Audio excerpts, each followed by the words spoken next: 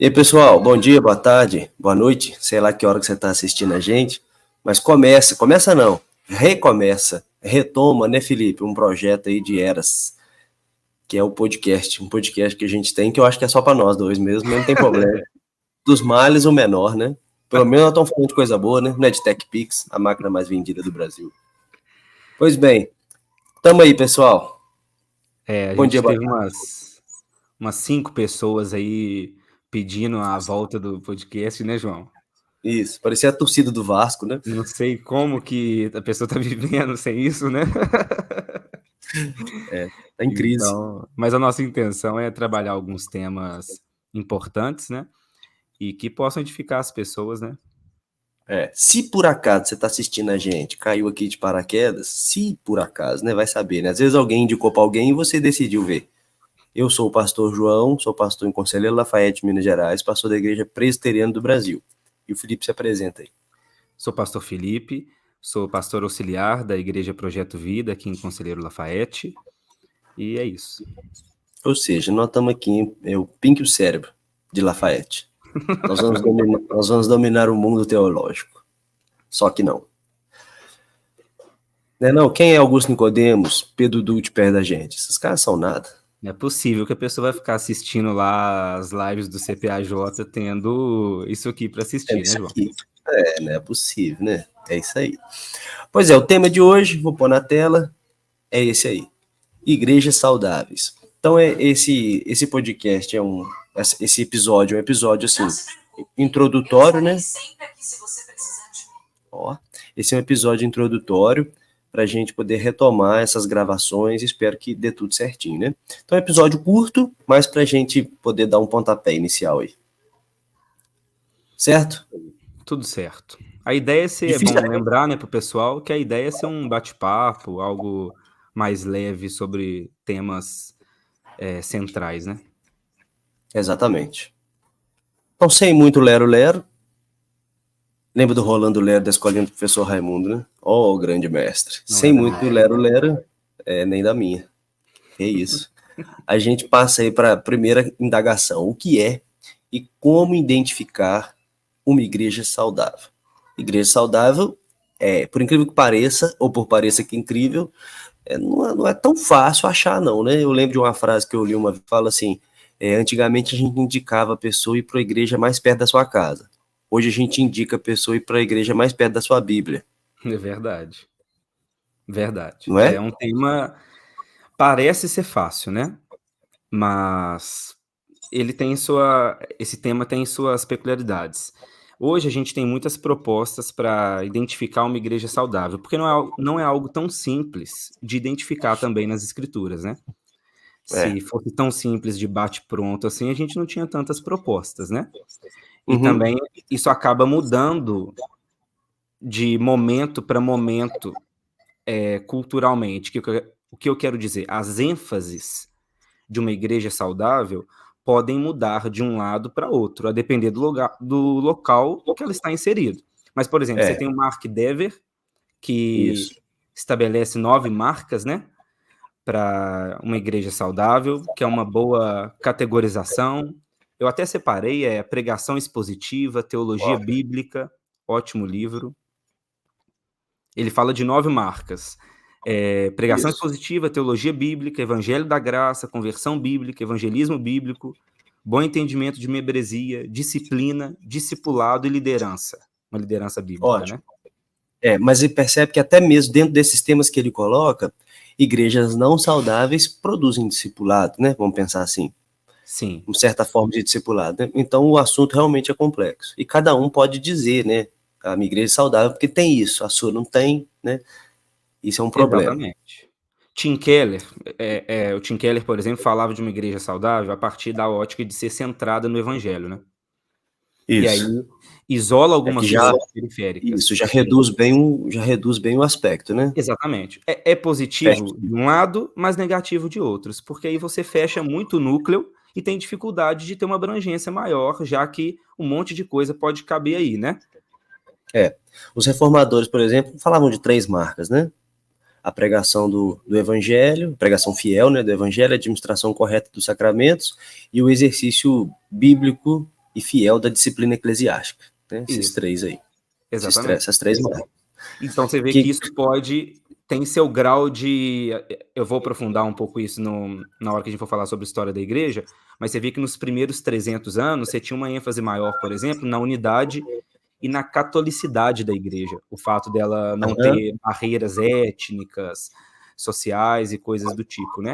Exato. Mas até a questão da disciplina pode ser uma questão de dupla interpretação. É porque a pessoa pode interpretar a disciplina bíblica de uma forma diferente do que outra igreja. Vamos pensar assim, igrejas saudáveis que exercem disciplina bíblica de maneira diferente.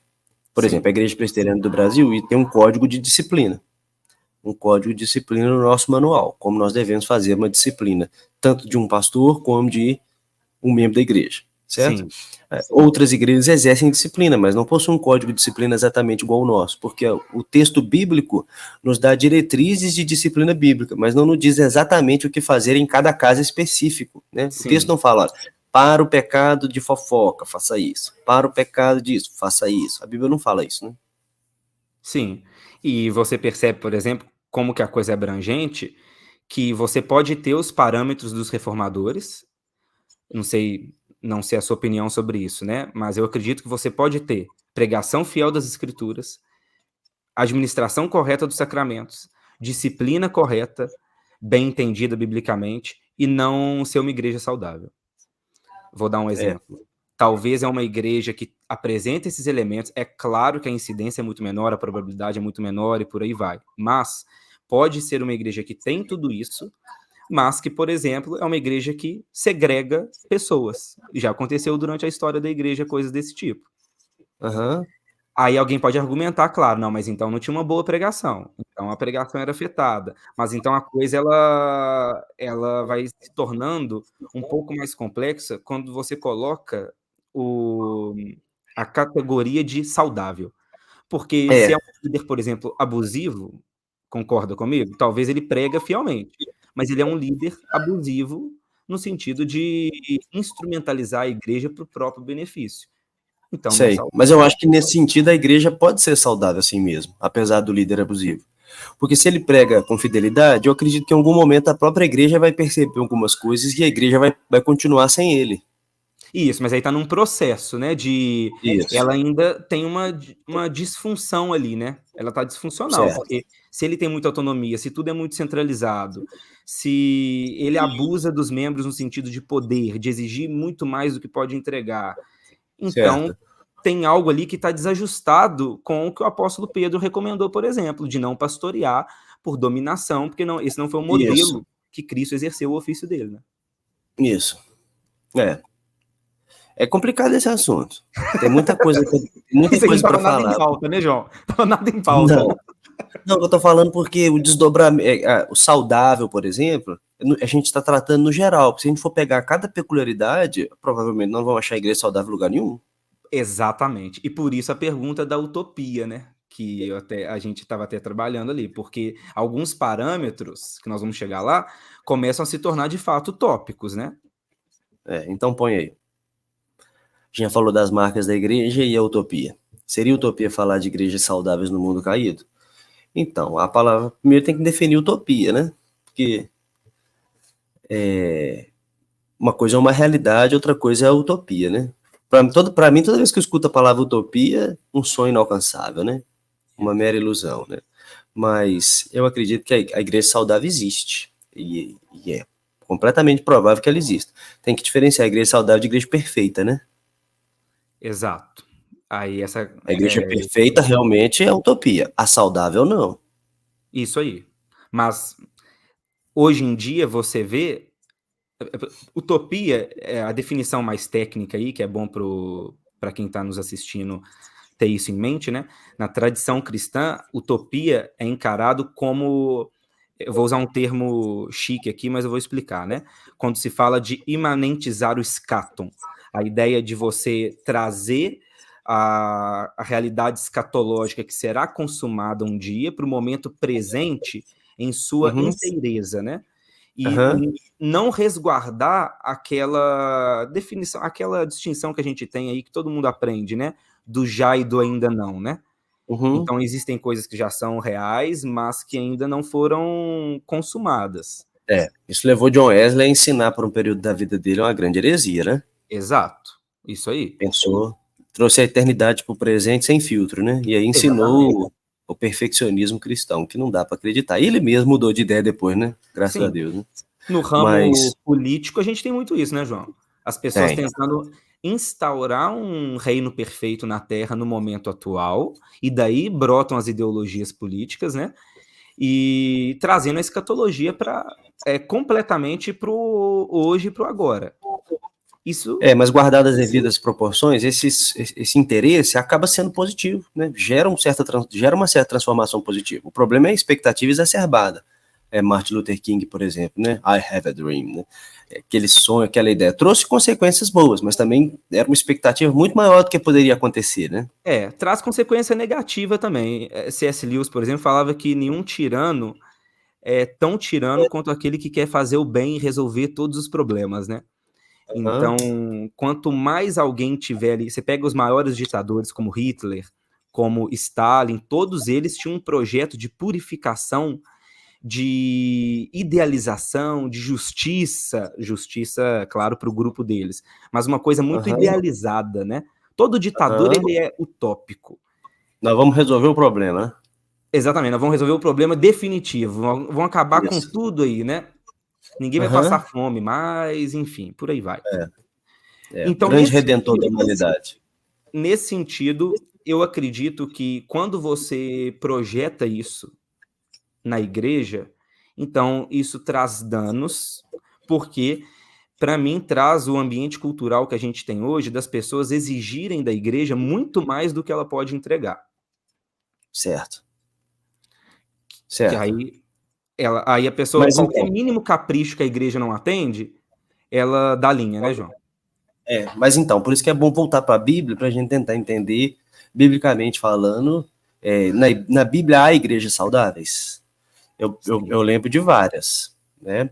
Por exemplo, em Apocalipse, o Senhor Jesus dá a carta a 7 igrejas, e em algumas delas ali ele não tem nada de tão negativo a pontuar, né? Tem, porém, contra ti, né? Acho que, se eu não me engano, são pelo menos 2, né? 1 ou 2 ali que ele deixa passar mais tranquilo, né? Outras ele dá uma dura maior. Mas ainda assim, até as que tem dura maior, ele fala que tem coisa boa, né? A igreja de Tessalônica, por exemplo, talvez seja a igreja do Novo Testamento mais elogiada, né? Eu acho, a igreja de Tessalônica. Paulo fala que não precisou nem evangelizar a região, evangelizou eles e eles mesmos fizeram o trabalho. A constância do amor, a pureza da fé, a certeza da esperança. Ele fala com relação ao amor, não preciso nem repetir, vocês já estão fazendo isso. Ele fala muita coisa boa lá, né? Estão progredindo e progridam cada vez mais. Até a igreja aos Coríntios, que é uma igreja de pecado cabuloso. O apóstolo Paulo fala que eram santos em Cristo Jesus, né? Isso. Então, talvez a grande base ali é o evangelho, né? Exatamente. A pregação do evangelho pura que justifica o pecador e entrega essa alma nas mãos de Jesus. E daí para frente é complicado, mas daí para frente muita coisa realmente depende da questão do evangelho, né? Talvez Tim Keller estava certo, né? Sim, com certeza. Eu também não acredito em utopia, não. Eu acho que é possível. Eu tô ouvindo um retorno da minha voz. É o que será? Eu acho que é só você que tá ouvindo mesmo, tá ouvindo vozes. Você precisa Tô ouvindo a minha própria voz. Eu mesmo tô me chamando, Felipe. Não. Aqui tá tudo certo, tô te ouvindo normal. Não, então ótimo. Então, não é utopia, mas eu acho que a gente precisa de um pouco mais de doutrina do pecado na hora de entender o que pode ser alcançado dentro de uma igreja local. Pôr o pé no chão, né? Então, eu tô pregando Eclesiastes lá na igreja, e eu sinto, você já pregou Eclesiastes lá na sua igreja, e eu sinto que Salomão faz muito isso. Sim. Ele leva a gente para um lugar, assim, de ver as belezas da vida, desfrutar de tudo que Deus tem feito. Eu tô nessa sessão, por exemplo, né? Ele fala, come, bebe, alegra-te. E aí no capítulo seguinte ele começa a falar, e vi as lágrimas dos oprimidos, não tinha ninguém que consolasse, tem inveja, tem... Então ele fala assim, vamos viver aqui na terra, pensando no como que Deus nos abençoa. Aí pro outro ele fala assim, mas não se esqueça que nós estamos debaixo do sol, aqui tem pecado, essa terra geme, né, pelo pecado, e olha só quanta maldade tem. Então, lembra que Deus vai pedir conta de você, de todas as coisas. Então, é uma realidade assim, né? A gente vive nessa realidade. Sim. O Emílio Garófalo, um pastor qualquer aí, né? O Emílio Garófalo, ele falou que o Salomão faz isso, ele bufa fumaça do cachimbo dele na cara da gente, né? Ele dá uma fumaçada na cara da gente, assim, que a gente fica meio, o que tá acontecendo aqui? Peraí. E é esse paradoxo da beleza da criação e da queda na criação, que a gente tem que lidar com isso aí sempre, né? Na igreja não é diferente, a igreja é bela, mas a igreja está num processo de purificação completa, né? Então, não é utópico, mas precisa ser um pouco mais sensato, né? Com certeza. Vamos passar para outra? Claro. Agora, uma pergunta mais prática.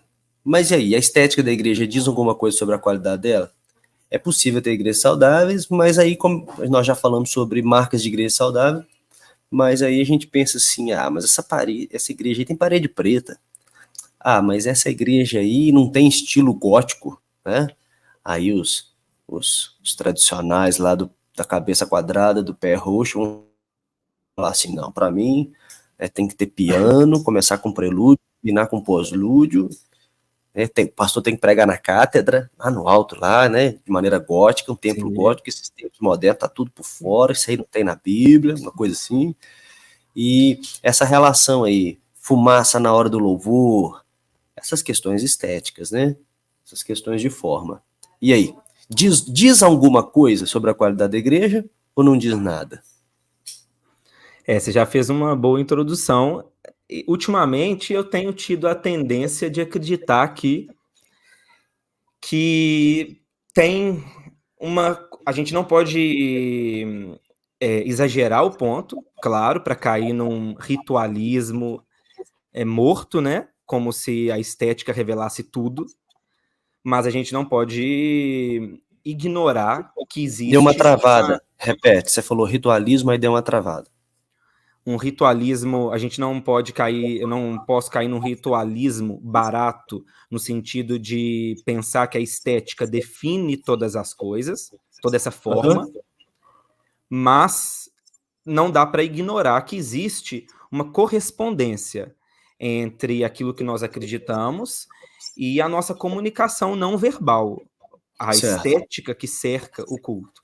Então, parede preta, fumaçaiada, muita luz, coisa muito exagerada, me parece sim revelar um problema que nós temos sobre um entendimento de conversão, de contextualização, de expansão do reino de Deus, de como as pessoas são convencidas, porque o que eu observo é que essas coisas são priorizadas porque, no fundo, as pessoas querem convencer ou que aquilo ali seja o instrumento efetivo de convencimento. E aí, para mim, é um problema. Então, não é que é um problema, João, na minha visão, não é um problema, tipo assim, bater o olho, aquilo ali é herético, é ruim, é errado. Mas pode pode demonstrar uma postura mais profunda distorcida. O que você acha? Certo. Então, eu acho isso também. Eu vou dar um exemplo pessoal, né? Na nossa igreja, quando eu vim pastorear aqui, a nossa igreja era toda verde. Verde como manda a Igreja Presbiteriana do Brasil, né? Você vai aí, é normal, aquele verdinho claro, a Igreja Presbiteriana gosta de verde, né? Verdinho claro. E o tempo foi passando, assim, a pintura foi ficando mais velha, a gente decidiu pintar tudo de cinza, um cinza escuro, e a parede do fundo da igreja mesmo, uma cor mais escura. E isso contribuiu bastante para a questão visual, isso contribuiu para o conforto, né? Assim, quando você acende as luzes, foca melhor no palco, a pessoa que está pregando ali. A luz escura ela é mais confortável, né? A parede escura ela é mais confortável, até para várias questões. Para manutenção, né? Eu tenho a sensação que a pintura tem durado mais do que a outra que era verde. Mas eu acho que isso, de maneira exagerada, diz muita coisa. Eu acho que se você tem uma coisa ou outra e está conectado a uma boa pregação, uma boa forma de governo, uma igreja que tem caminhado assim, de maneira fiel, isso não é problema nenhum. E eu tenho dificuldade com isso. no meio presbiteriano. Outros pastores presbiterianos já torcem o nariz, né? Vai lá na igreja e vê aquela parede e fala assim, tal, né? Porque a galera gosta do estilo presbiteriano, né? Então, assim, a gente não pode sacramentar estilo, não pode sacramentar estética. Sacramentar estética é pecado, eu acho. Não pode tornar uma estética sagrada. Não, ou é assim ou não é de jeito nenhum. Não, de maneira nenhuma. Mas o que está no entorno daquilo ali, né? Por que fez isso? Qual que é o grande objetivo de fazer isso, né? Então nós estamos falando até de assunto simples, mas que é bom a pessoa que está nos ouvindo pensar assim, a minha igreja tem essas coisas, mas deixa eu observar a pregação do evangelho, deixa eu observar o que acontece no dia a dia da igreja, né? Isso aqui coopera ou atrapalha? E como você falou, muita gente pode usar disso como um recurso a mais, né? Sim. Para atrair pessoas, tem igreja que, na verdade, não tem culto, tem um show, né? Isso. É, de fato, um aparato ali de luz, de tudo, que até desconcentra a gente, né? Você fica até incomodado ali. E Ótimo, é o pacote, João, uma coisa que acho importante colocar, que acho que o que mais importa nisso, você chegou a tocar nisso, que é o pacote, você falou aí. Uma coisa ou outra é uma coisa, mas quando você compra aquele pacote que nos Estados Unidos o termo seeker sensitive ficou famoso, né? Você já deve ter ouvido. São igrejas que são sensíveis, teoricamente, aos que estão buscando algo, aos de fora, né? E aí, para mim, se estabelece uma lógica de mercado no pano de fundo, uma lógica herética, que é problemática, que é, para alcançar pessoas, eu preciso ser sensível e me ajustar aos gostos culturais, gostos culturais que elas possuem, aos padrões que elas valorizam. Então, uma igreja seeker sensitive, para mim, ela não é que ela é uma igreja já a priori, assim, pronto, herética, mas é uma igreja que tem problemas que precisam ser considerados porque, geralmente, outros padrões de comportamento, de doutrina, de agenda ministerial, de doutrina bíblica mais saudável, essas coisas já estão distantes. Sem dúvida. E vale lembrar que tem muita igreja que não tem nada disso e são péssimas igrejas. Exatamente. Né? É bonitinha, é branquinha, tal, púlpito de madeira, banco de madeira, tudo perfeito, aquela janelinha bonitinha assim, ó, igual manda o figurino, e quando o pastor abre a boca para pregar é uma tragédia. Então, tem que entender essas coisas aí, né, também. Vamos falar para a próxima, então. Então, já que está falando de um assunto simples, né, vamos falar de um assunto mais simples ainda. E as formas de governo de uma igreja, dizem alguma coisa sobre a qualidade dela? Acho melhor você começar com essa aí. A gente tem algumas formas de governo, né? Me ajuda a lembrar aí. Quando a gente estudou seminário, a gente estudou sobre algumas formas de governo. Nós temos a forma congregacional, a forma conciliar, episcopal, presbiteriano. E eu não me lembro. Eu falei conciliar, né? A forma conciliar por meio de concílios, presbíteros, essas coisas, né? Okay. E tem a forma moderna, né? Que o pastor manda e desmanda, a igreja está no nome dele e ele faz o que ele quiser, né? Tem essa forma também, né? Que é uma forma mais moderna, né? Essa aí muita gente não vai aceitar, mas está ali no bojo da episcopal, né? Tá ali, né? Mais ou menos ali. Então, eu acho que a forma de governo diz um pouco sobre o modo com que a igreja é saudável, sim, porque diz muito sobre a maneira com que o comprometimento que uma igreja tem com a Bíblia. Não estou aqui defendendo o modo de governo da minha igreja, apesar de eu achar que é o melhor modo de governo possível, em minha opinião. Mas eu acredito que, sendo com presbíteros ou não, eu acredito que a Bíblia ordena que toda forma de governo na igreja seja feita com mais de uma pessoa. Isso é muito claro na Bíblia. Que, inclusive, o livro de Provérbios fala que na multidão de conselhos há sabedoria, né? Em momento algum na Bíblia a gente encontra um líder, uma pessoa sendo responsável de maneira assim desprendida, solitária no governo de uma igreja. Nunca. E toda vez que a gente vê isso acontecer, normalmente o cenário não é bom. E o modo com que a coisa termina também não fica bom. Eu e você conhecemos inúmeros pastores que começaram junto com uma liderança boa, uma equipe boa, e o tempo foi passando, o negócio foi subindo para a cabeça, o cara foi ficando um líder sozinho, e aí as coisas vão desandando naturalmente, né? Então, eu acho que uma forma de governo diz bastante sobre o aspecto da igreja ser saudável ou não. No início da história da igreja, você trouxe alguns argumentos bíblicos. Atos fica muito claro também, Paulo ali na cidade de Éfeso. Acho que fica muito claro que a Bíblia, ela demonstra que um governo compartilhado, não sei se é a melhor definição, a melhor palavra para isso, né? Mas um governo que seja mais, que tem outras pessoas, seja mais sábio, né? No início da Certo. história da igreja, por causa de conflitos com heresia, começou a ter uma ênfase maior na ideia do bispo monárquico, né? Aquele pastor que está acima. Então, você tem ali no segundo século, por exemplo, Irineu de Leão defendendo a sucessão apostólica como um argumento contra os marcionitas e os gnósticos valentinianos. Só para quem está acompanhando entender o que estava acontecendo. Eles estavam argumentando que os apóstolos passaram algumas coisas, os gnósticos, que os apóstolos passaram algumas coisas secretas só para eles. Então, que os outros líderes não sabiam disso, só eles sabiam. Então, Irineu de Leão e outros do início da história da igreja vão traçar uma linha dizendo, olha, não, o apóstolo João ordenou esse ordenou esse ordenou esse, então a gente está em uma linha de sucessão apostólica que atesta a fidelidade da nossa doutrina e da nossa pregação.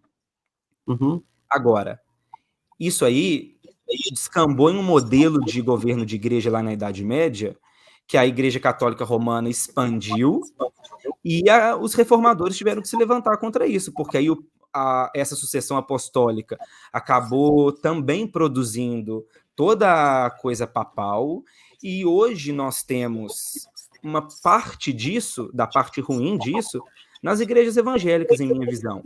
Aliado ao fato de que o brasileiro, Nelson Rodrigues falava que o brasileiro, né, sem um líder, ele nem atravessa a rua, né? Não consegue nem partir daqui para o outro lado. Então, nós temos eu não sei a sua visão sobre isso, mas eu acho que o brasileiro ele tem uma dependência maior, um apreço maior por líderes autoritários que fomentam esse tipo de governo de igreja. Muitas vezes, João, a própria igreja não quer um governo de igreja diferente.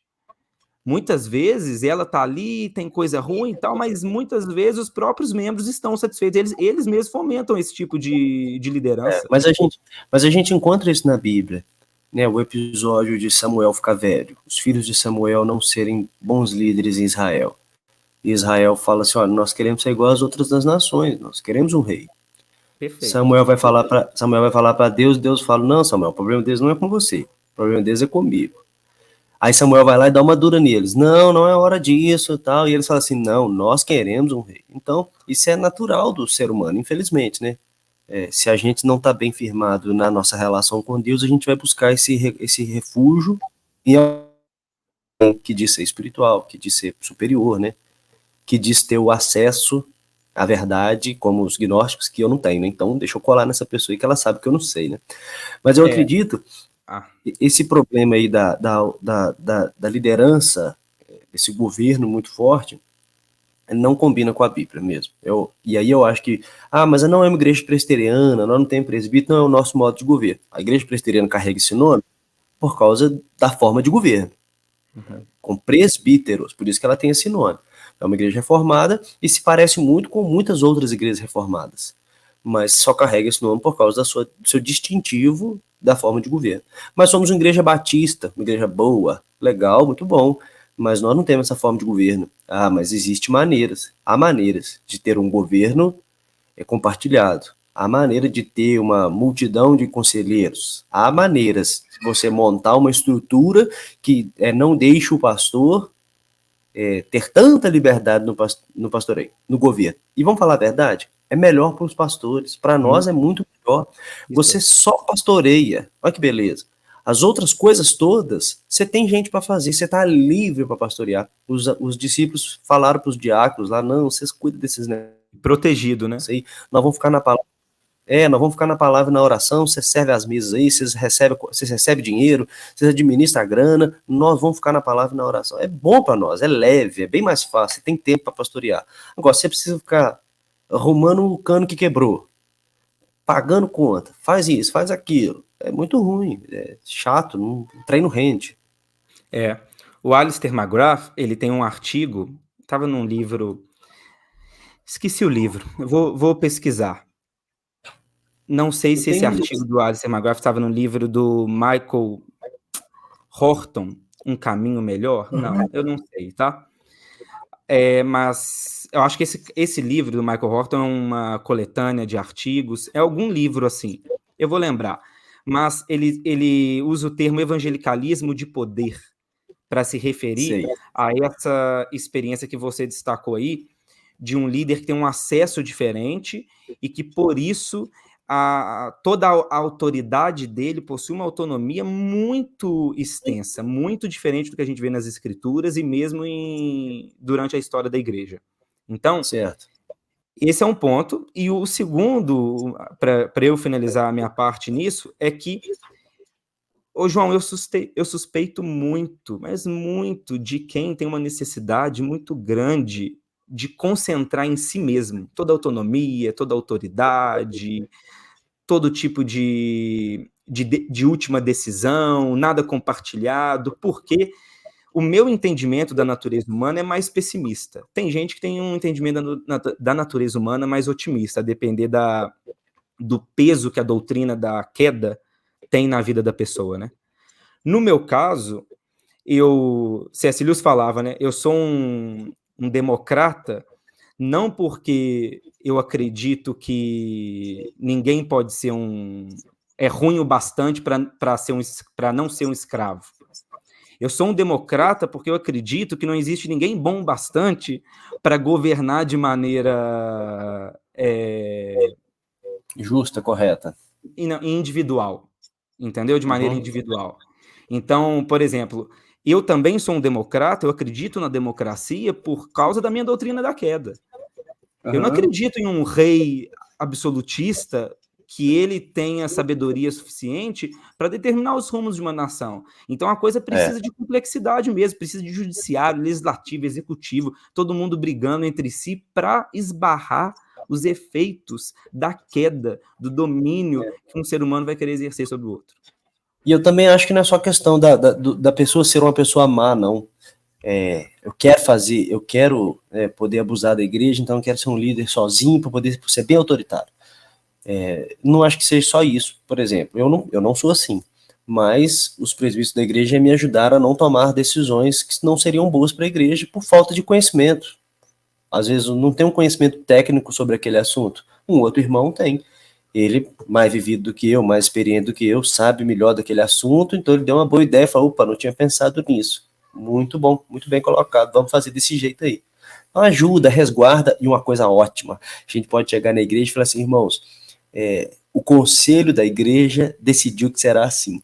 Se deu errado, a culpa não é minha, do pastor, não. O conselho decidiu, os presbíteros também estão no mesmo buraco. E se deu certo, todo mundo acertou, olha que beleza, né? Então isso é bom, resguarda bastante. Vamos passar para a próxima. E aí a gente pergunta sobre uma igreja saudável buscar o crescimento. Porque dá a sensação que a igreja saudável não pode crescer, né? A igreja, quando cresce muito, ela não cresceu, ela inchou.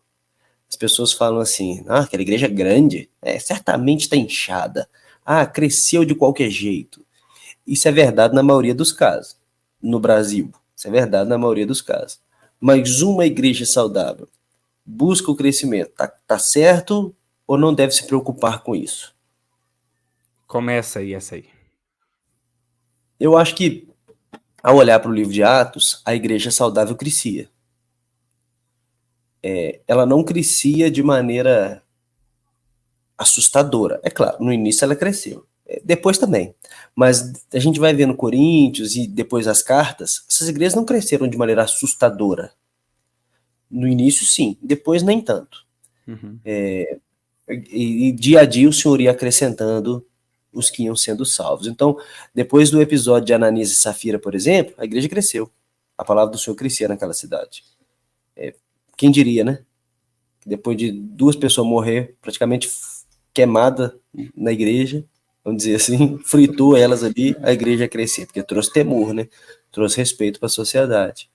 O episódio lá dos diáconos, a igreja cresceu. O livro de Atos relata pelo menos 7 a 9 momentos de crescimento da igreja ou crescimento da palavra do Senhor entre as pessoas.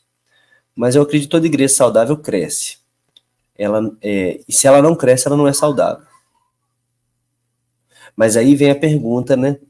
Que tipo de crescimento nós estamos falando? Isso. Como poder validar o crescimento de uma igreja? Realmente cresceu.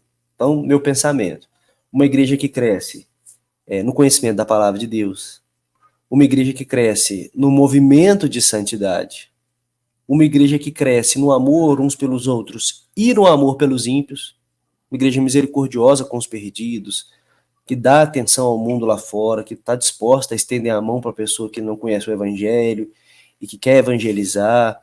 Agora, uma igreja que cresce assim em instituição não diz nada sobre crescimento saudável. Assim, o Ministério de Música aumentou, os voluntários aumentaram, a igreja cresceu, nós compramos um templo novo, a gente reformou toda a igreja tem mais dinheiro, opa, Deus está nos abençoando. Eu não sei muito bem se isso quer dizer crescimento, não sei não. Eu concordo com você. Senão a gente ia ter que desligar aqui agora e parar. Exatamente. A gente concorda em tudo, né, João? Com certeza não tem nada que a gente discorda, não. Não tem. Eu acredito, como você falou, os argumentos que você apresentou aí da igreja de Atos, da igreja primitiva, de como ela se desenvolvia. O que eu percebo às vezes numa ânsia, o que me deixa dúvidas, não é o crescimento, mas a ânsia por crescimento. Certo. Aí eu acho que existe um ponto que precisa de mais autoexame por parte daqueles que toda hora estão numa busca desesperada por isso. Porque o risco de você submeter o evangelho às categorias culturais para que você tenha o crescimento é muito grande, E Paulo, aos Coríntios, ele escreve que ele fez o oposto, né? Capítulo 2, versículo 1, ele diz: Eu, irmãos, quando fui ter convosco, anunciando-vos o testemunho de Deus, não fiz com ostentação de linguagem ou de sabedoria, porque decidi nada saber entre vós, senão Jesus Cristo e este crucificado. É curioso porque a igreja de Corinto valorizava e muito a retórica, valorizava muito uma linguagem de poder que demonstrasse ostentação de sabedoria, porque eles tinham toda uma raiz grega, né? E Paulo foi com eles com o oposto, justamente para resguardar que a conversão fosse ali uma obra do Espírito Santo entre eles, né? Uhum. Então, eu acredito que crescimento maravilhoso teve na igreja de Corinto, desde que esse crescimento, desde que nós resguardemos para que esse crescimento seja, de fato, o Espírito Santo convencendo os corações enquanto ele aplica a palavra do Evangelho, né? Com certeza. Rick Warren conta num livro dele, não sei se uma igreja com propósitos, qual livro, que ele foi fazendo pesquisas no bairro onde a igreja dele, onde ele ia plantar, para saber o que as pessoas queriam ter numa igreja. Eu li esse livro dele há um tempo atrás, e aí ele fala da pesquisa que ele fez, aí cada um falava um negócio, ele fez uma síntese daquilo para oferecer o que a comunidade gostaria, sabe? Uhum. A igreja dele cresceu muito e muita gente usa isso como um exemplo positivo, que eu acho um exemplo extremamente negativo. Talvez ele não colocou nada herético ou problemático, mas a disposição de saber o que as pessoas estão buscando, eu vou oferecer isso, já é um problema enorme, porque a gente já sacrifica muita coisa aí, né? Inclusive, um assunto que você está falando, eu lembrei de um livro que eu posso indicar, ó. Igreja de Ministros Leigos, John Shik Park. A igreja coreana cresceu muito, né? E esse livro é muito legal, fala sobre a estratégia de crescimento de uma igreja saudável, que começa com os irmãos sendo ministros, né? A igreja exercendo o seu sacerdote. A Siri falando, ó. Tá ouvindo a Siri? Siri, cala a boca, minha filha. Terceira participante.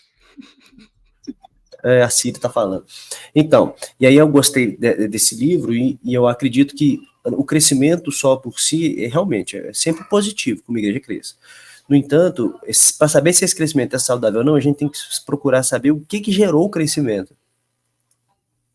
O que fizeram lá atrás?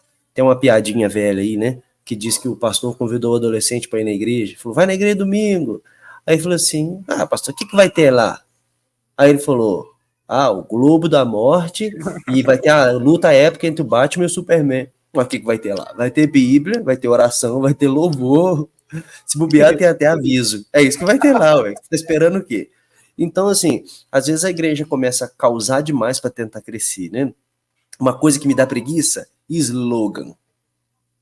Slogan. Você faz um slogan. Esse slogan vai chamar, né? Então o slogan é mais poderoso que a Bíblia, né? Se colocasse um versículo na porta, não chamava.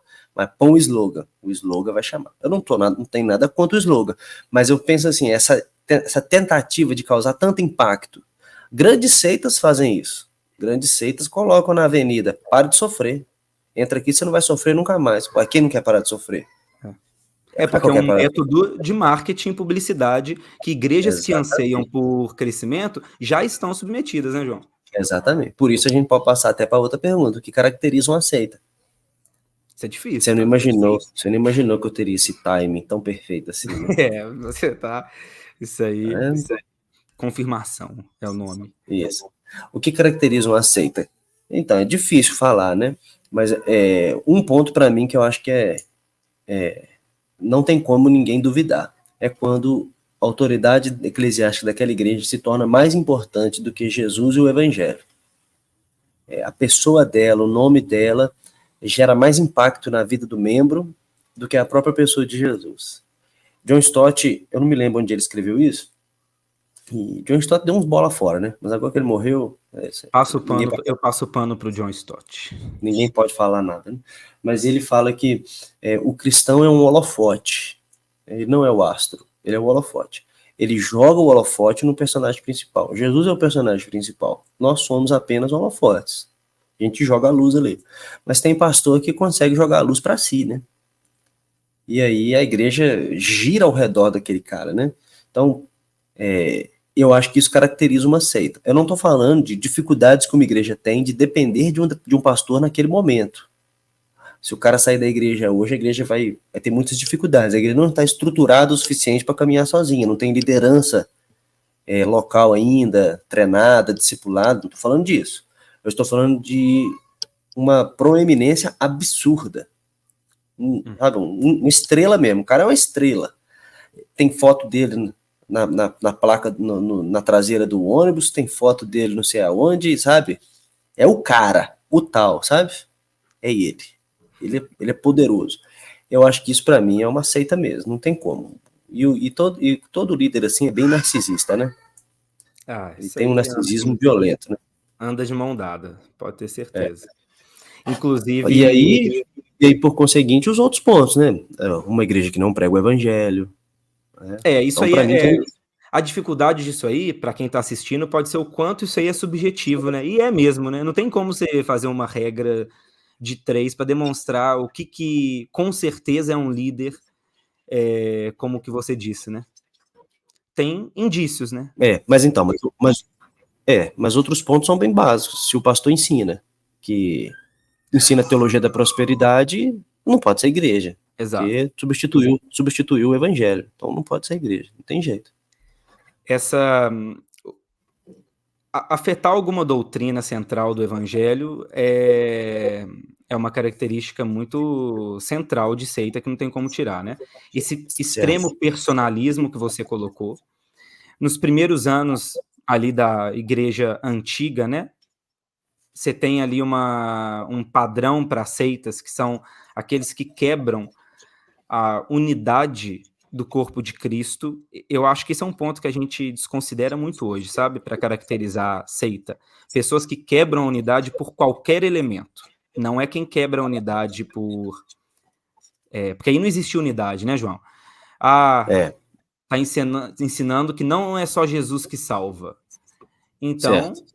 pronto. Mas eu tô falando o seguinte, a pessoa quebra a unidade de uma igreja local por ego barato, para promover o próprio nome e coisas desse tipo. Então, Certo.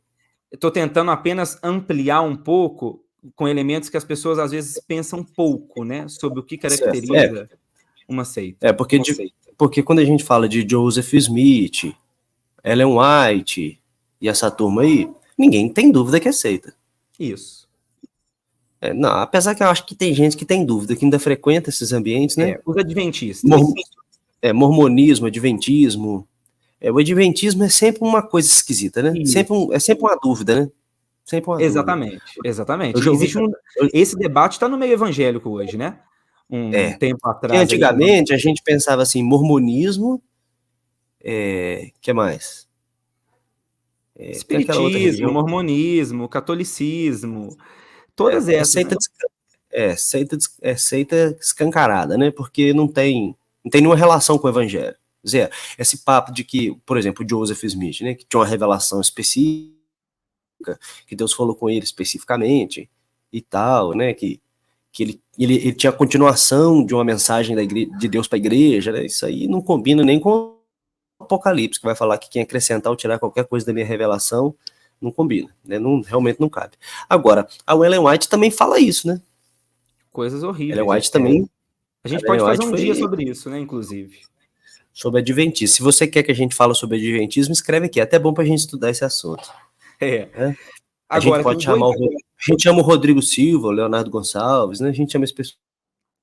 Tem dois riscos, ô João, que eu acredito, que é nesse debate. Ou ampliar demais a cerca doutrinária ou eclesiológica, e aí quase nenhuma igreja vai escapar de ser uma seita. Isso. Que é basicamente o que a galera do Instagram que a gente tava conversando aquele dia faz, né? Que esse pastor for famoso no Instagram, que fica falando desse assunto, né? Isso aí. Que eles chamam de bolha, né? Na verdade, assim, se não for do jeito... muitas coisas estão certas. Sim. Não vou falar nome aqui não, porque não vou dar ibope. Porque ela fala assim, não falo com bandeirantes. Lembra desse meme? Não falo com bandeirantes. Não.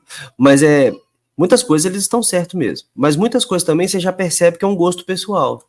Eu não gosto disso, essa igreja está errada. Eu não gosto muito disso, essa igreja aí está errada. Né? Então, assim, se a gente fosse equacionar aqui com base com o que eu gosto, com o que você não gosta, sua igreja deve ter um monte de coisa errada, então. Porque algumas coisas eu não gosto. E a minha, então, deve ter um monte também, que tem umas coisas que você não gosta. E aí, como é que faz? Exatamente. Então, por isso que o risco de alargar demais, abranger, e o risco de reduzir demais. Eu, particularmente, tento me encontrar nessa tensão aí. Não reduzir a um núcleo muito, muito restrito.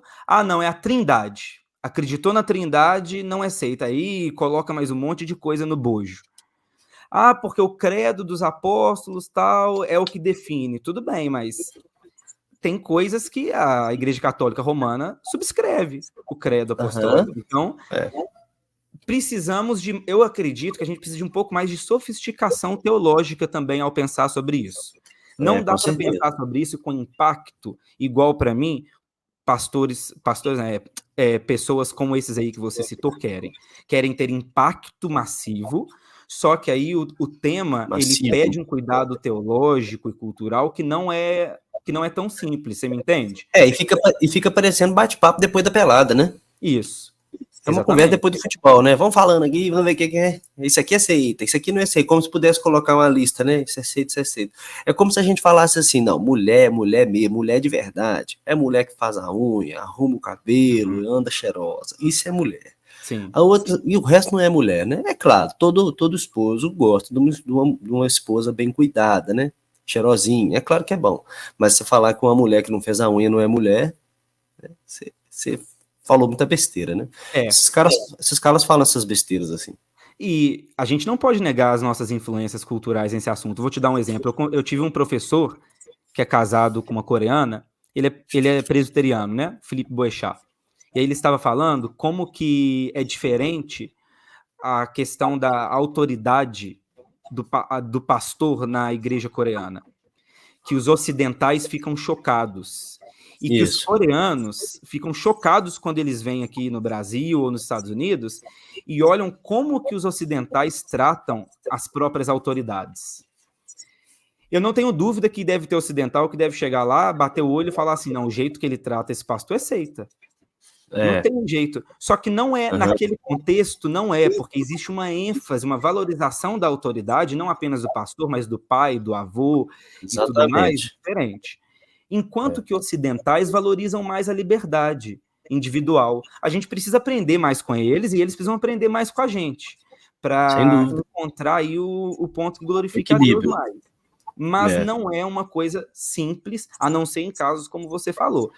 Agora, trazendo aqui uma coisa que a gente conversava em off outro dia, né?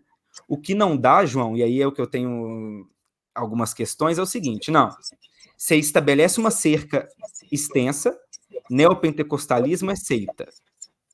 E eu acredito. Mas catolicismo romano, outra tradição teológica. Ou seja, aí você tem o debate entremeado aí entre o que é seita, o que é tradição teológica diferente, e por aí vai. Então, mas a gente estava conversando sobre isso, só para atualizar o pessoal, e um grupo religioso aí, né, do Instagram, que foi num podcast e sentou a marreta lá nos neopentecostais, né? E gostei, legal. Mas aí quando chegou na parte de falar do catolicismo, o cara conseguiu falar isso, né? Que o catolicismo é uma outra tradição religiosa, ou seja, ele escorregou, né? E aí eu estava assistindo esses dias o podcast do Inteligência Limitada, de novo, com outro convidado, um pastor, esse já bem mais bíblico, vamos dizer assim, bem mais tranquilo, né? Bíblico não, mais tranquilo, assim, sem polêmica. E aí perguntaram para ele sobre o catolicismo, né? E aí o cara comentou uma coisa, porque a igreja católica, tal. Aí ele respondeu assim, ele mandou só tipo assim, não, eu não vou falar nada de católico aqui não. Então a galera tem esse medo danado de falar da igreja católica, né? Então, assim, a igreja católica tem sua força, né, extremamente forte, mas é uma seita. Então, assim, a galera senta o pau no neopentecostalismo, na hora de falar de catolicismo, fala assim, não. Fala, cadê o 2 pesos, 2 medidas? Fala igual você falou da outra. Continua, fala direito, vai falar, fala tudo. Felipe, então já 53 minutos de conversa, acho que ninguém vai querer ouvir isso. E nós temos mais 2 perguntas. Vamos terminar ou não? Não, vamos terminar não. Quem quiser, pausa e para o programa onde quer parar, ué. Então vamos continuar, vamos responder as 2 aqui. Responder as 2, a gente faz uma resposta mais concisa. Então vamos lá, a outra. O que a história da igreja ensina sobre igrejas saudáveis? Então a gente falou bastante sobre igreja saudável, mas para não ficar só no achismo, né? A gente não ficou só no achismo, não. Teve Bíblia, teve muita coisa. Mas uma coisa boa, né, para somar com os argumentos que a gente utilizou, são os argumentos da história da igreja. A história da igreja não resolve o nosso problema, mas ajuda muito, né? Porque ajuda a saber como a igreja interpretou as escrituras e aplicou o texto bíblico em contextos diversos, né? Como diz aquela célebre frase, né? Quem não conhece o seu passado está fadado a cometer os mesmos erros no futuro, né? É isso mesmo. Aula de história, né? Exatamente. Nos 4 primeiros séculos, nós temos ali 3 critérios mais que você percebe que voltam sempre para pensar sobre o que é seita, o que é uma igreja saudável, o que é uma igreja verdadeira. Então você tem ali a unidade, que eu já citei aqui, Irineu de Leão, ele no livro Contra as Heresias, um livro muito bom. Um livro grosso, até tem ele aqui, mas não tem como pegar agora, não. Aqui, tá aqui. Esse livro, da editora Paulus. Nesse livro, Irineu de Leão, ele fala muito, ele está ali respondendo aos gnósticos, aos marcionitas, que romperam ali a unidade da igreja, então ele coloca uma ênfase muito forte no fato de que a igreja verdadeira, ela pensa a mesma coisa. Ela tem unidade de doutrina, mas não é em tudo, mas unidade em questões essenciais. Então, Certo. vou dar um exemplo. Você tem a presbiteriana, batistas, congregacionais, concordam em trindade, concordam em substituição penal, concordam nisso, concordam naquilo. Chega alguém de alguma igreja específica e fala, não, trindade não é verdadeira. Essa não é uma igreja saudável, porque ela pensa diferentemente do que os cristãos pensaram, que os cristãos pensam em todo mundo. Então, certo. Aí os concílios, os credos podem ajudar muito nisso, né? Exatamente. Então, uma igreja que não dá o devido valor aos concílios e credos, talvez tenha um problema sério, né? De teologia. A gente nem abordou isso, né? Que é um dos maiores problemas hoje, né? Infelizmente. A igreja presbiteriana nos Estados Unidos tem várias, né? Mas uma delas tá, assim, em decadência moral e espiritual. E o primeiro passo deles foi adotar a ausência da convicção, abrir mão mesmo da confessionalidade, né? Abrir mão da confissão de fé de Westminster. E aí isso foi gerando... Foi caindo, né? O liberalismo teológico sempre faz isso, né? Ele começa assim, né? Destruindo essas pequenas barreiras para depois ele ir colocando mais coisas, né? Isso mesmo. A Então, santidade e a catolicidade. Isso era 3 pontos importantes para definir se uma igreja era saudável. Inclusive, claro, no credo apostólico, né? Assuntos claro no credo apostólico. Exatamente. É curioso que a santidade a gente fala pouco hoje, não sei se você percebe isso, mas, por exemplo, o pastor, sei lá, tem uma vida totalmente devassa, mas o pessoal está disposto a deixar isso em segundo plano, em muitas igrejas. Mas como é que você definiria esses dois aspectos? A igreja una, a gente pode falar que a igreja una, a igreja católica é a mesma coisa, né? A igreja ser una e ser católica... Una e católica não são a mesma coisa. São coisas diferentes. São. Porque a unidade é a unidade de doutrina e de pensamento. E a catolicidade é o fato de que ela não tem barreiras étnicas, geográficas e coisa desse tipo. Então, uma igreja, por exemplo, que diz, não aceito negros nessa congregação. Isso é curioso, né? Que dependendo do período aí da história, tiveram igrejas que fizeram isso sem se atentar ao fato de que elas estavam rompendo com a catolicidade da igreja. E podem ser consideradas seitas por isso. Imagina, não aceito pobre na igreja. Imagina isso. Não aceito não dá. Não aceito isso. Rico, e nos Estados Unidos nós temos igreja negra que pessoas brancas não são bem aceitas. É um contexto complexo mesmo lá. Uma igreja de teologia negra, né? Que branco não entra, né? Que não funciona. Um bom livro que trata dessas questões das doutrinas da igreja, que é simples para todo mundo ler, é o Somos Todos Teólogos, do Sproul, né? Ele fala sobre cada um desses tópicos aí quando chega no assunto da igreja, e ele é bem didático, né? Bem simples de ler, é bem legal. Vamos para a última? Vamos. Porque essa pergunta aqui é muito boa. Porque é o seguinte, estamos falando de igreja, pastor, liderança, estrutura, instituição, aí o pessoal fala assim, isso mesmo, esses pastores não valem nada, essa igreja tá por fora e tal. Mas tem que lembrar que uma igreja não é formada apenas do líder, a igreja é formada de todo mundo que frequenta ali. O que torna um cristão saudável? O que é um crente saudável? Porque a gente vê aí, por exemplo, igrejas de teologia da prosperidade, que se amanhã o pastor parar de pregar que Deus vai te dar em dobro tudo que você der para ele, e começar a ensinar o evangelho verdadeiro, o cara junta as coisinhas dele e vai para outra igreja que ensina essas mesmas mentiras. E se alguém falar contra isso, marreta a pessoa. Isso, então talvez nem crente esse cara seja. Então, o que é um crente saudável? O que caracteriza um cristão saudável? Fala aí. Eu acredito que o cristão saudável passa por esse mesmo processo que passa a igreja saudável. Eu acho que anda de mão dada, né? Uma coisa tem a ver com a outra, até mesmo porque a relação igreja na Bíblia, a palavra igreja na Bíblia sempre tem essa dupla conotação, o aspecto individual e o aspecto coletivo. Nunca um separado do outro, mas um dependente do outro, estritamente conectado um com o outro.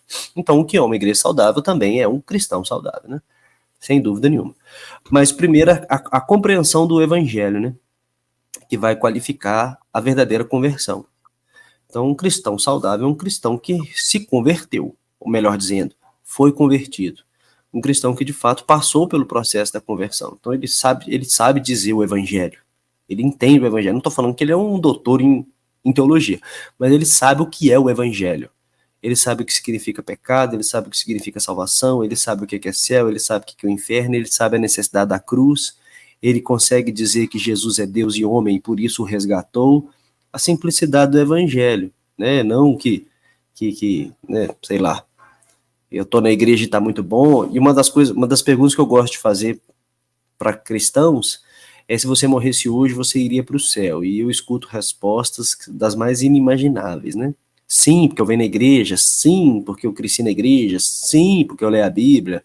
Então, assim, infelizmente, a questão das obras ainda está muito forte no coração das pessoas. Então, a compreensão da doutrina da graça. Não existe salvação sem a graça. Quem não crê na graça não acredita na salvação. Não tem como ser salvo sem a graça. Impossível. Não, porque eu dei o meu melhor e eu cheguei lá. Né? Tem um material do John Piper, um DVD, que ele trata do DVD. Isso faz tempo, né? Ninguém sabe disso mais, mas eu assisti esse DVD uma época. Sobre. John Piper. Sobre a Tulip, né? Falando sobre a Tulip. E aí, falando sobre a total depravação, ele fala que ninguém teria coragem de fazer a seguinte oração: Senhor, eu te agradeço porque sou melhor do que os outros. Senhor, eu te agradeço porque o Senhor me salvou, porque viu em mim algo de muito bom, que o Senhor não teve outra saída a não ser me salvar. Ninguém faz essa oração, ninguém tem coragem, né? Então, a compreensão do eu acho que é um ponto, é o primeiro ponto, assim, tá lá no alto, sabe? Lá no alto, um cristão que realmente compreendeu o evangelho, foi justificado, lavado no sangue de Jesus, ele tem certeza da salvação dele, ele pode dizer, eu sou um servo de Deus, Jesus mudou a minha vida, eu sei disso, minha vida é de Jesus, pronto, esse é ponto, fechou, esse aí é o primeiro, não tem como tirar esse aí, porque a partir disso tudo vai dizer, né, o resto, né, que aí entra fruto do Espírito, aí entra serviço local, aí tudo isso é fruto da salvação, né, da verdadeira conversão, mas aí deixa você falar um bocado aí. Não, muito bom. Você deu uma definição teológica aí que dá para a pessoa ter um entendimento muito claro do que é um cristão saudável. Eu destacaria apenas, pegando o gancho do que você falou aí, da responsabilidade do cristão de também ser um cristão saudável na igreja. Paulo escreve aos Colossenses, ele não escreve para um líder falando assim, dê um jeito para sua igreja ser uma igreja saudável, sei lá o quê, e isso. Paulo escreve à igreja de Colossos, e ele diz no capítulo 2, versículo 6, o seguinte, ora, como recebestes Cristo Jesus o Senhor, assim andai nele radicados, edificados e confirmados na fé, tal como fostes instruídos, crescendo em ações de graças. Cuidado que ninguém vos venha enredar com sua filosofia e vãs sutilezas, e ele começa a desenvolver ali a responsabilidade dos cristãos de Colossos de zelar pela própria igreja, né? Ou seja, uma responsabilidade como você destacou aí. E aí é o gancho que eu pego, porque o que eu percebo é que hoje nós falamos aqui muito, igrejas saudáveis, e aí tem abuso de poder, aí tem isso, tem aquilo e tudo mais. Mas existe no mundo contemporâneo um individualismo exacerbado, onde o indivíduo tenta suprimir todas as coisas debaixo do seu próprio desejo por bem-estar. E isso faz com que ele procure igrejas toda hora aqui e ali, aí você, pastor João, falou uma coisinha com ele básica que você precisou falar, olha, isso não está certo. Ficou chateado. Vai para a igreja do lado, procurar outro. Por quê? Porque existem mínimos caprichos de bem-estar que esse clima cultural que nós estamos, os cristãos já se submeteram a isso. Você coloca o grupo de WhatsApp da igreja só para informações da igreja, aí a pessoa fica colocando um monte de vídeo lá, um monte de foto, bom dia com girassol. Aí você perde a paciência, apaga a foto e o vídeo, a pessoa queima e sai da igreja, porque você apagou a foto que ela pôs no grupo da igreja. Olha só. Ou então, pai, dá-me força. Quando eu fiz seminário, tinha um pastor que contou lá pra gente que um pessoal saiu da igreja porque a sala Kids não era muito boa. Aí, ó, tá vendo? E era uma igreja pequena. Ele não recebia da igreja, ele era um pastor voluntário, uma igreja de 50 pessoas. Certo. E aí ele falou com esse irmão, falou assim, olha, eu fico ofendido de você sair e apresentar esse motivo. Não é porque a outra igreja vai me oferecer uma estrutura melhor para a criação dos meus filhos. Isso aí, para mim, em primeiro lugar, é um cristão que não é um cristão saudável, como você colocou. Em segundo lugar, é um cristão que sucumbiu diante da influência cultural do individualismo contemporâneo, sabe? Aquela ênfase mercadológica da fé, João. Onde que tem um negócio que se adequa melhor às minhas necessidades? Esse aqui tá com valor melhor, tá com uma adaptação melhor, tá com isso aqui, é ali que eu vou. Eu tive um problema aqui com berçário na igreja. Na nossa igreja tem poucos nenéns, mas apareceu alguns aí agora, e as mães queriam um berçário, justamente para os nenéns. Aí eu falei, olha, nós não temos voluntários de ministério infantil para fazer berçário. Mas nós queremos um berçário. Eu falei, ok, mas nós já temos professores das outras salas, das outras faixas etárias. Para ter berçário tem que ter gente para trabalhar, tem jeito. Aí vou fazer uma reunião com as mães. Aí virei para as mães e falei assim, propõe o seguinte, a gente faz um curso preparatório, a gente aprende como trabalhar em berçário, que não é tão simples como parece, cuidado de neném, tudo isso, e as mães revezam na escala, né, 2 mães por domingo aí. Qual mãe tá afim? Não, eu não posso, não. Então, assim, elas querem largar o filho numa sala e ficar de boa ali, né, 1h30. Aí é melhor ir jantar num restaurante que tem parquinho e monitor, paga o monitor e eles olham o seu filho, né. Agora, ajudar ninguém quer, né. Então, assim, o que é um crente saudável? Você falou muito bem falado. Um cristão que, tendo entendido a graça, responde de maneira comprometida. Comprometida. Não estou dizendo que tem que ser um cristão que vai trabalhar na igreja de segunda a segunda-feira. Não, mas um cristão comprometido com o reino de Deus. Isso. Eu estou disposto, eu posso fazer isso aqui glorifica o nome do Senhor, eu visito aquele irmão que está doente, não, eu quero orar com ele, não, estou disposto a discipular esse jovem, pastor, conte comigo, eu vou discipular esse rapaz aí, vou te ajudar nessa tarefa, estou disposto a servir. Por isso que eu indiquei esse livro aqui, né, Igreja de Ministros Leigos. Eu acho que é muito legal. Quando a igreja compra a ideia, eu também sou um ministro aqui dessa igreja, não como pastor da igreja, mas eu também sou um pastor aqui nesse local. Né? A Bíblia nos manda pastorear uns aos outros. Eu vou fazer o meu papel, bem feito. Isso mostra que ele compreendeu. Então, essa ideia de não só recebo, mas o que eu oferto, né? Isso é muito bom. E o apreço pela escritura, né? Porque acho que o crente saudável ele é capaz de detectar o lobo, né? Porque as minhas ovelhas ouvem minha voz e me seguem, disse Jesus. Elas sabem quando é Jesus está falando ou não. Então, os de Bereia eram melhores do que os outros, a palavra de Deus fala. Porque eles olharam e falaram assim, não, vamos ver que isso aqui está certo, né? E essa maneira de observar a Bíblia, olhar e fazer, né, um relatório, falar assim, isso está certo, não, isso está errado. Então é mais difícil mudar a igreja do que sair dela. Sair mais fácil, né? Mas tentar causar uma mudança significativa naquele ambiente é mais difícil, mas se for possível, é o que Deus quer que os crentes façam, né? Tudo certo, então? Tudo certo. Então, pessoal, você que nos ouviu até o final aí, deixa um comentário aí. Um comentário aí para nós aí. Foi legal? Não foi bom? Tá? Coloca aí um trecho da confissão de fé. Ou escreva aí, ó. Você que assistiu até o final, escreva aí. A igreja as marcas da igreja, unidade e santidade. Põe aí, ó. Se não gostou, a gente vai encaminhar para a ouvidoria. Isso, se não gostou, a gente vai mandar para o senhor Alexandre de Moraes. Aí ele resolve lá. Então, e você pode escrever aí temas que você gostaria que a gente conversasse nos próximos episódios, né? Já ajuda a gente com ideias, interesse aí da galera. Beleza? Ô Felipe, muito obrigado. Vamos ver o que vai sair desses próximos episódios, como é que a gente vai conseguir divulgar isso, sugerir isso pro pessoal, né? Mas tomara que dê certo. Se ninguém acompanhar, só eu e você estar aqui conversando já vale. Será que as nossas esposas vão querer assistir? Não sei, né? Tomara que sim. Claro que não, você já sabe. Às vezes na casa estiver fazendo a unha. Aqui foi muito bom, viu? Um abraço para todo mundo aí. Que Deus abençoe. Abraço. Um abraço.